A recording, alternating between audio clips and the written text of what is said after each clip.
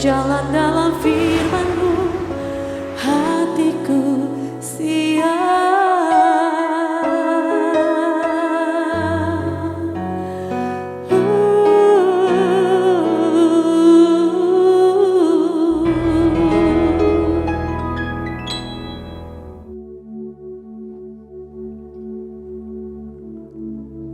Salam, God lover yang dikasihi oleh Tuhan Yesus Kristus. Senang boleh bersama-sama kembali dengan saudara-saudara dalam program Praise and God. Kita sangat percaya sekali bahwa ketika kita menghampiri Tuhan, kita menikmati hadirat Tuhan, maka hati kita akan dilimpahi dengan ketenangan, ada kelegaan, ada sukacita dan damai sejahtera.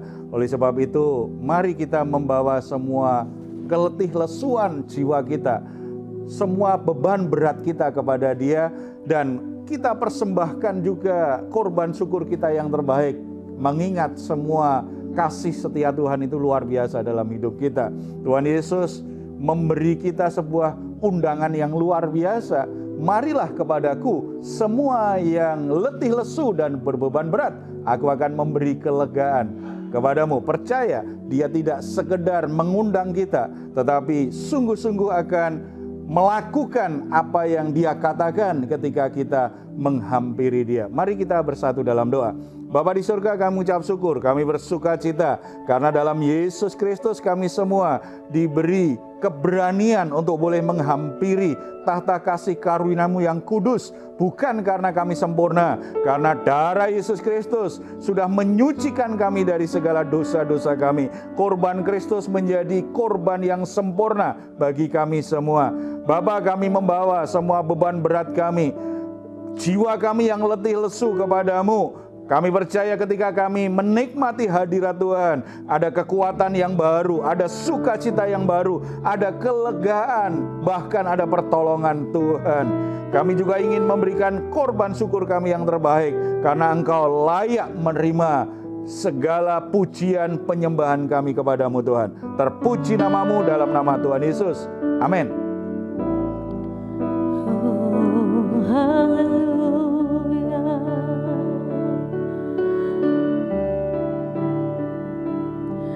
Mengalirlah kuasa Roh Kudus, mengalirlah di tempat ini, mengalirlah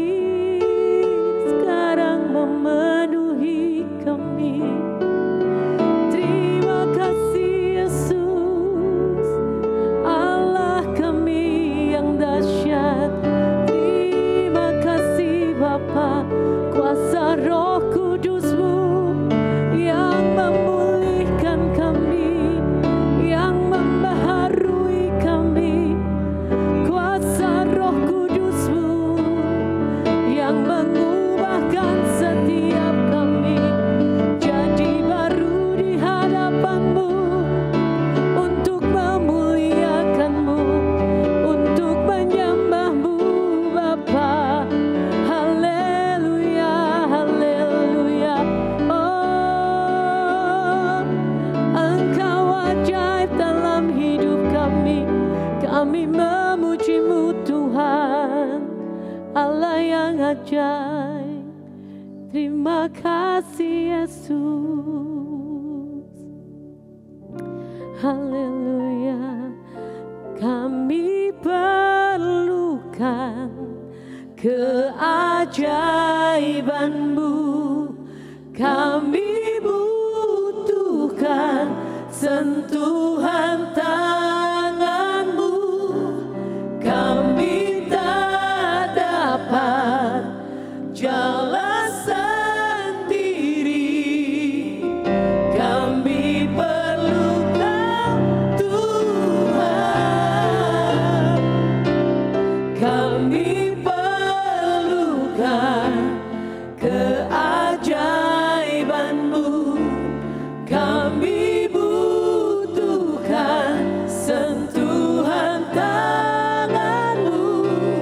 Kami tak dapat jalan sendiri. Kami perlukan Tuhan.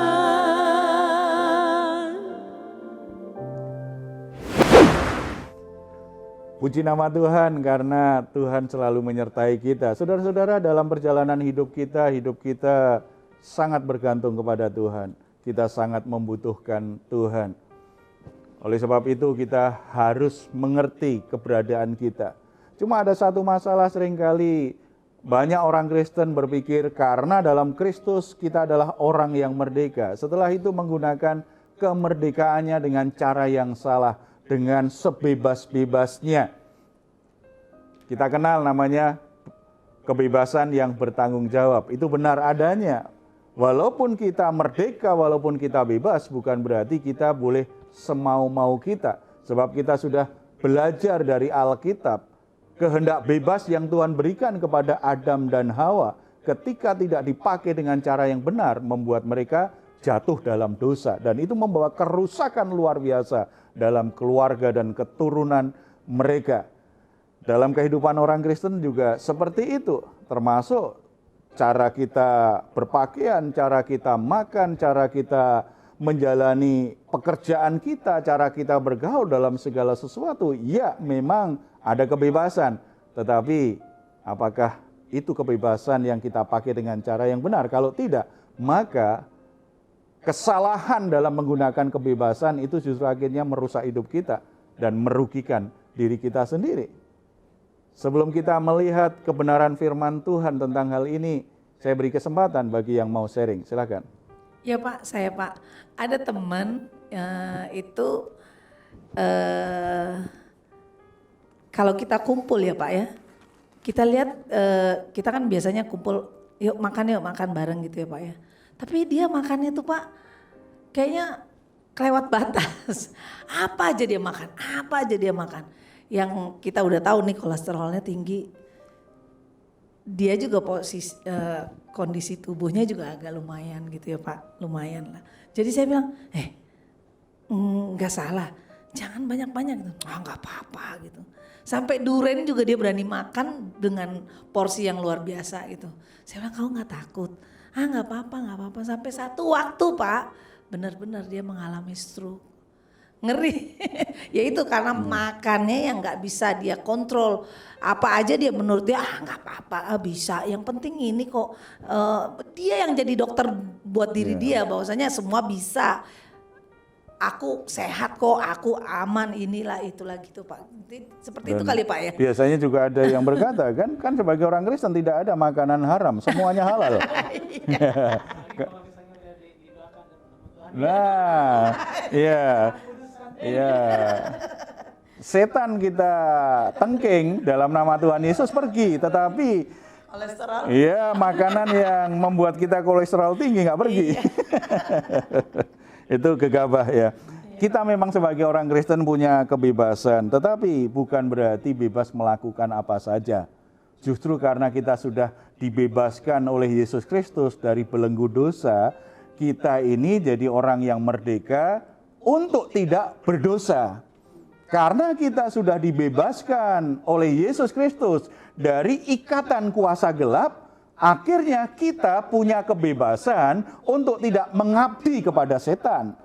Karena kita sudah dimerdekakan dari kebiasaan-kebiasaan dan cara hidup kita yang lama, kita punya kemerdekaan untuk tidak lagi diperbudak oleh yang lama itu. Kita harus memahami situasi itu. Tidak boleh kita justru menyalahgunakan kebebasan itu. Sepertinya kita jadi kemerdekaan dalam Kristus berarti kemerdekaan untuk melakukan apapun, termasuk dosa. Itu sebuah penghinaan terhadap kurban Kristus. Tidak semestinya seperti itu. Terus apa dong Pak yang menjadi batas kebebasan dalam hidup kita? Ya mungkin orang akan berkata kalau ada batasnya bukan kemerdekaan dong. Enggak juga. Sebab sebenarnya tadi istilah umumnya kan kebebasan yang bertanggung jawab. Artinya walaupun kita orang yang merdeka tetapi kita ada batasnya lah. Dalam hidup ini ada batasnya. Semua ada batasnya. Umur aja ada batasnya. Orang ingin umurnya panjang sekali. Bahkan Khairil Anwar menulis puisi, aku mau hidup 1000 tahun lagi. Ternyata jangankan 1000 tahun, 100 tahun juga enggak. Ya kan? Orang pengen umur panjang, ada batasnya. Hidup ini ada batasnya. Ya kan? Sekolah juga ada batasnya kan? Kita tidak boleh menjadi mahasiswa abadi. Kita tidak boleh. Maunya sekolah terus ada batasnya, ada waktunya. Ya, semuanya ada batas. Hidup ini memang ada batasnya. Tetapi dalam keterbatasan itu kita menggunakan kebebasan kita dengan cara yang benar. Ada beberapa pedoman kita bisa pelajari dari 1 Korintus pasal 8 ayat 1 sampai 13.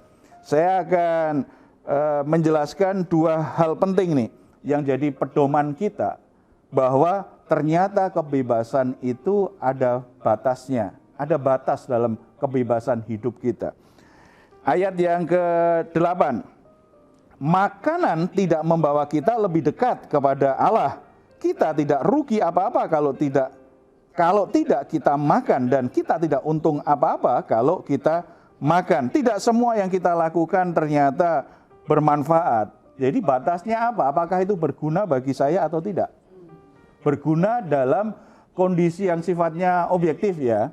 Sebab kalau misalnya lagi pengen duren, kolesterolnya lagi tinggi, pengen sate kambing, kolesterol lagi tinggi. Kalau dia suka kan ini berguna bagi saya. Ya tidak, itu namanya hanya memenuhi selera, memenuhi keinginan. Berguna itu artinya manfaatnya apa terhadap tubuhmu.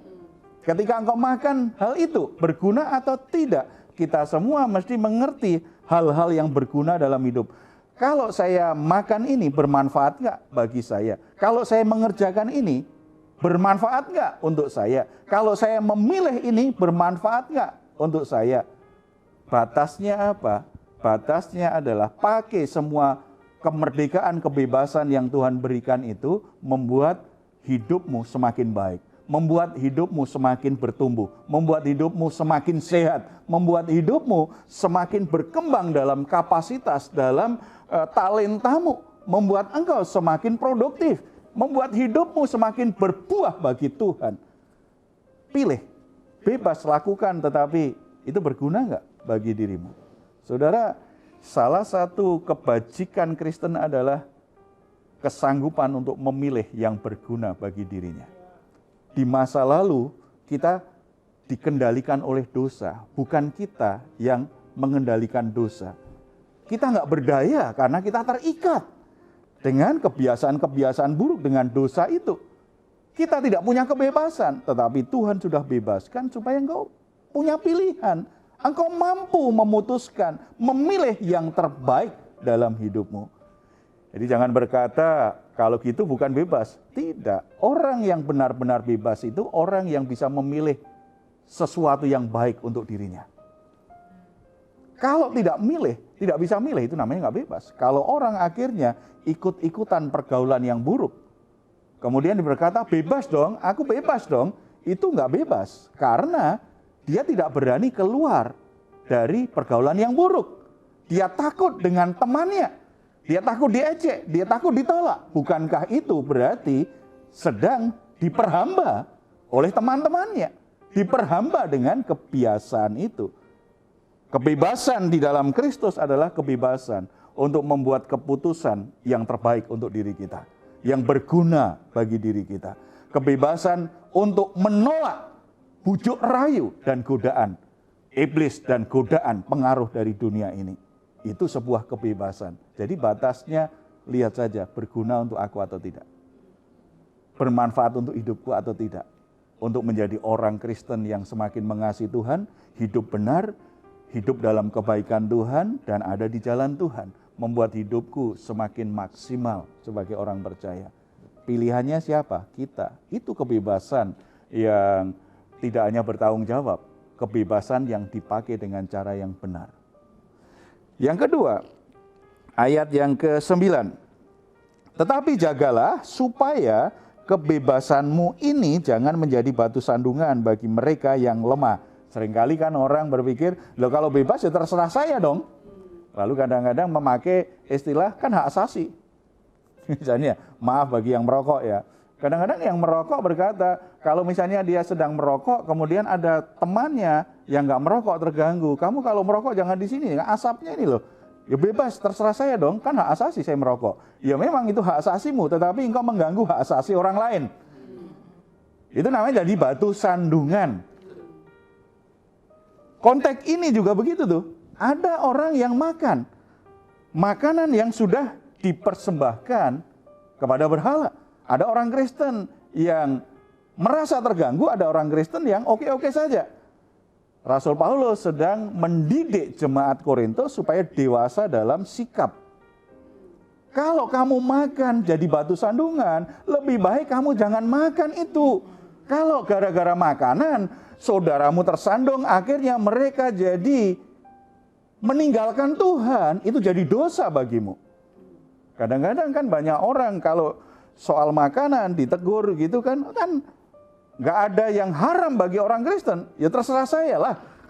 Padahal ada orang yang tersandung melalui apa yang dia makan itu. Bagi kita sebagai anak-anak Tuhan yang sudah ditebus Tuhan, kalau gara-gara makanan membuat orang tersandung, imannya yang lemah justru semakin lemah, meninggalkan Tuhan, kita ikut bertanggung jawab di hadapan Tuhan. Kita harus jaga kesaksian kita. Apapun yang kita lakukan, jadi kesaksian yang baik, membangun iman orang lain, dan membuat orang itu akhirnya hidupnya semakin benar, semakin baik. Tidak boleh semau-mau diri kita. Sebagai orang Kristen kita harus punya tanggung jawab seperti itu. Karena kita kan saksi Kristus ya, surat terbuka Kristus. Jangan gara-gara hal-hal yang kecil seperti itu, orang lain meninggalkan Tuhan. Atau kalau enggak, cara berbicara. Karena mungkin kita terbiasa bicara yang keras, kasar, bagi orang lain kasar. Lalu kita berkata, dari kecil seluruh sukuku itu ngomongnya memang begini. Nah, kalau kita bergaul dengan orang lain yang beda suku, beda kebiasaan, mungkin 100% berubah sulit karena itu jadi kebiasaan. Tetapi kebiasaan-kebiasaan yang itu jadi batu sandungan, tidak salah kita coba perbaiki, kita coba ubah walaupun tidak bisa 100%. Rasul Paulus berkata, ketika aku ini melayani ya orang Yunani, aku akan menjadi seperti orang Yunani. Ketika aku melayani orang Yahudi, aku akan seperti orang Yahudi. Maksudnya, aku hadir supaya jadi berkat bagi orang lain, tidak jadi batu sandungan. Bisa saja Paulus berkata, aku orang Yahudi, memang cara ngomongnya begini, kebiasaannya begini. Paulus tahu bahwa hidupnya ditaruh Tuhan di tengah-tengah sekelompok masyarakat yang beda dengan dia. Dari orang Yunani, dia ditempatkan untuk jadi berkat. Hal-hal yang jadi batu sandungan, dia kurangi, dia tinggalkan. Supaya itu tidak menghambat dan merusak kesaksiannya.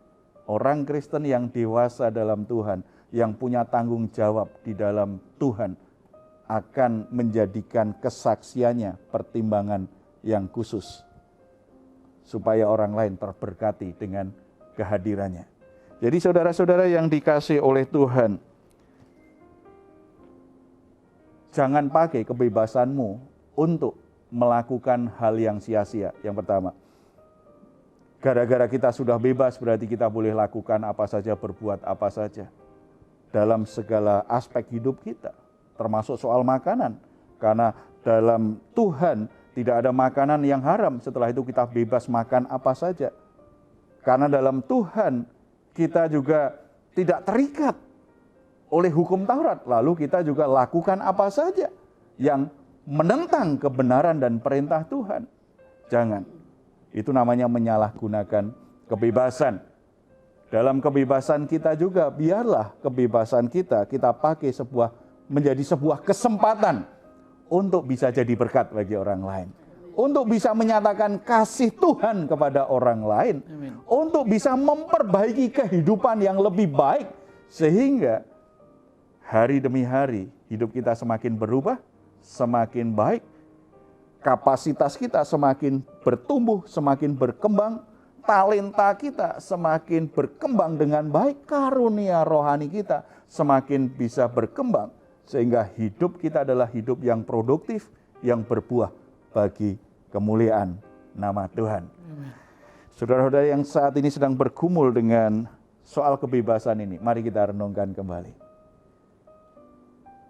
Mari renungkan kembali, kebebasan seperti apa yang saudara sedang jalani saat ini? Kebebasan seperti apa yang sedang saudara kerjakan hari ini? Kalau itu kebebasan yang justru membuat hidupmu menderita, membuat engkau terikat dengan kebiasaan buruk, membuat engkau kecanduan dengan sesuatu, itu bukan kebebasan. Itu namanya perhambaan. Tuhan Yesus sudah membebaskanmu untuk bisa melepaskan diri, terbebas dari belenggu itu. Jangan kembali memberi diri diperhamba oleh apapun juga. Mari kita datang kepada Tuhan. Bapa di surga, kami bersyukur, kami bersuka cita karena di dalam Yesus Kristus Tuhan kami diampuni, kami dibebaskan dari perhambaan dosa, dari perhambaan kuasa kegelapan, sehingga kami menjadi umat yang sungguh-sungguh alami kemerdekaan secara rohani, secara jiwani, secara perilaku. Kami adalah orang-orang yang merdeka, orang-orang yang bebas dari segala perhambaan. Kebenaran firman-Mu hari ini kiranya menolong kami, mengarahkan kami, dan menguatkan kami semua untuk semakin tegas dalam hidup ini. Supaya kami tidak diperhamba oleh apapun juga. Termasuk hal-hal yang sebenarnya mungkin tidak berdosa. Tetapi ketika memperhamba kami, maka kami tidak lagi memiliki kasih terhadap orang sekitar kami. Membuat kami menjadi kehilangan arah dalam hidup kami. Kami menyia-nyiakan waktu kami karena kami diperhamba dengan hal-hal tersebut. Roh Kudus memberi kami kekuatan hati. Roh Kudus menolong kami supaya kami bisa melepaskan diri dengan kuasa-Mu dari segala perhambaan-perhambaan baru ini Tuhan. Bapa di surga juga menolong setiap saudara-saudara yang saat ini sedang dalam perhambaan dosa. Dosa apapun yang sedang memperhamba anak-anak-Mu. Kecanduan-kecanduan apapun. Kebiasaan buruk apapun. Kami sangat percaya bahwa penebusan Kristus lunas bagi manusia. Oleh sebab itu nyatakan kuasa-Mu dalam nama Tuhan Yesus Kristus. Saudara-saudara kami boleh mengalami kemerdekaan, dibebaskan dari semua ikatan dan belenggu, baik kebiasaan-kebiasaan berdosa maupun kuasa-kuasa kegelapan. Nyatakan kuasa-Mu dalam nama Tuhan Yesus Kristus. Ikatan itu dilepaskan dan saudara-saudara kami boleh mengalami kemerdekaan, sukacita yang baru di dalam Tuhan. Hidup mereka, hidup yang dilimpahi oleh kebenaran dan sukacita. Bapa di surga, kami juga bersyukur karena Tuhan juga sudah menolong banyak keluarga mengalami kemerdekaan baik secara rohani maupun dari berbagai ikatan-ikatan yang membuat keluarga tidak diberkati Tuhan. Bahkan dari jerat hutang yang membuat beberapa keluarga akhirnya mengalami kesulitan, penderitaan. Berkat Tuhan tidak bisa mereka nikmati.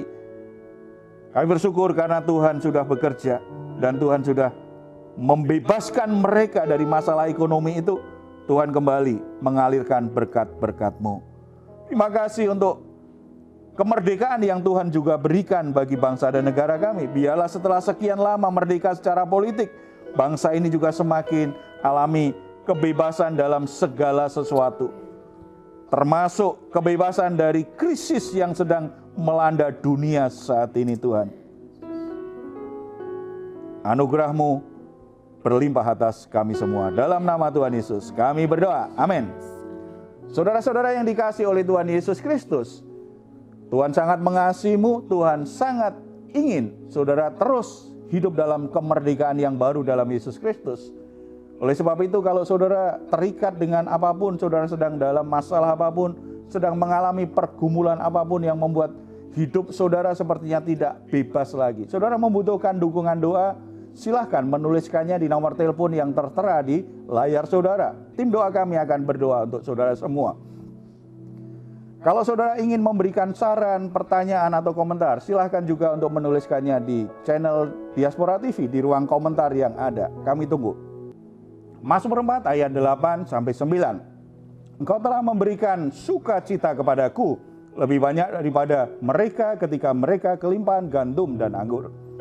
Dengan tentram aku mau membaringkan diri, lalu segera tidur.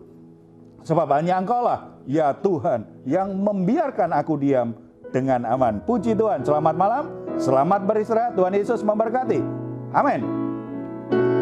Kami perlukan keajaiban